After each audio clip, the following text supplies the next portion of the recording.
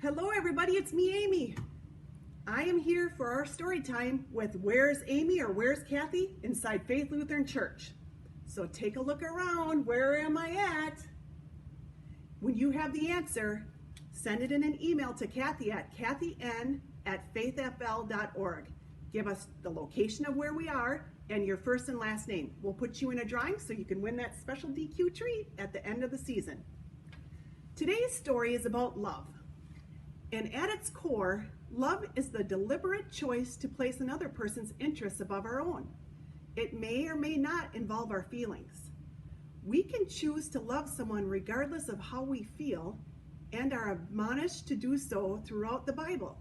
The Bible consistently tells us that love is the most important quality of someone who claims to know and represent the Lord.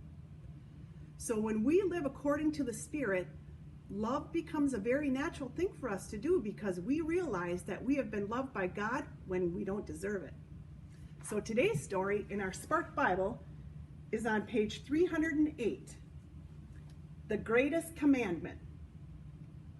The Pharisees were a group of people who had lots and lots of laws.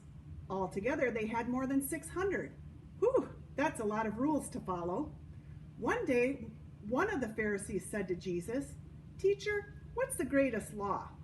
He didn't think Jesus could possibly pick just one law out of so many. He was trying to trick Jesus. But Jesus knew the man was trying to trick him. He looked at the man and smiled. "Love God with all your heart, and with all of your soul, and with all of your mind," Jesus said. "This is the greatest of all the commandments. But there's also another really important one too. Love your neighbor as yourself.